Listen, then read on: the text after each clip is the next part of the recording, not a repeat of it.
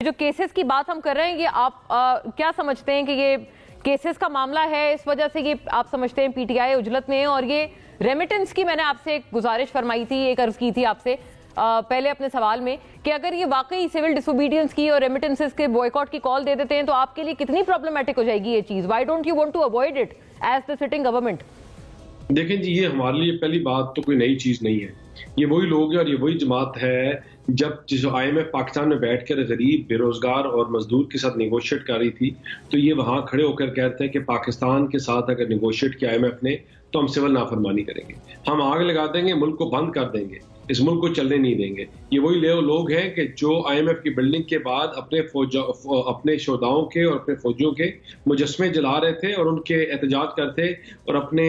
Chief of army staff کی تصویروں کو آگ لگا رہے تھے. یہ وہی لوگ ہیں جو روز پروڈکشن کرتے تھے پاکستان بینکرپٹ ہو گیا یا ہو چکا ہے یا ہو رہا ہے. انہوں نے بجلی کے بل پہلے بھی جلائے، انہوں نے سول نافرمانی کی کال پہلے بھی دی، لیکن regardless of all these things آپ کا جو اسٹیٹ سرپلس ہے وہ اللہ کا شکر سے $2 بلین کراس کر گیا. آپ کا فارن ریمیٹنس جو ہے پچھلے کچھ ادوار میں 6 بلین سے زیادہ تھا. انشاءاللہ آگے آنے والے دنوں میں بھی ایوری کمنگ ڈے ہمارا ملک جو ہے بہتری کی طرف جا رہا ہے. جب اس سول نافرمانی کی بات کرتے ہیں تو ان کی سیاسی موت ہے کہ پاکستان آج بہتر ہو رہا ہے. ان کی سیاسی موت ہے کہ یہ جس پاکستان کو دیوالیہ کرنے کے دونوں ہاتھوں سے لگے ہوئے تھے، وہ پی آئی اے ہو جس کو انہوں نے ویران بس بنا دیا یا کوئی اور ادارے ہوں، وہ آج اپنے خود مختار ہو رہے ہیں اور اپنے قدموں پہ کھڑے ہو رہے ہیں. یہ تمام چیزیں جو ہیں یہ ان کو فورس کرتی ہیں کہ سول نافرمانی کی بات کریں، اور وہ اس لیے بات کریں کیونکہ ان کی سیاست جو ہے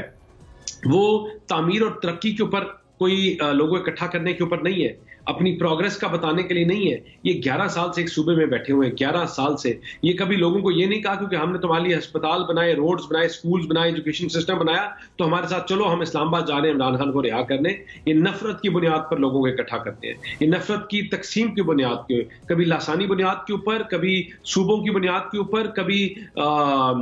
پنجابی پختون. دانیال صاحب ایک آپ سے عرض یہ بات وہ کر رہے ہیں الیکشنز کی لیجیٹمیسی کی، یہ آپ کیسے کہہ سکتے ہیں کہ یہ عوامی ایشو نہیں ہے یا ان کا ذاتی معاملہ ہے؟ کیونکہ اچھا میں خرم صاحب سے پوچھ لوں جو میرا بات بتائیں، لیجیٹمیسی آپ اس طرح اچیو کرتے ہیں کہ آپ 9 مئی کریں، یا لیجیٹمیسی اس طرح اچیو کرتے ہیں کہ آپ اپنے شہداؤں کے مجسمے جلائیں، یا لیجیٹمیسی اس طرح آپ اچیو کرتے ہیں کہ آپ یونیفارم آفیسرز کے گلوں پہ گولیاں ماریں؟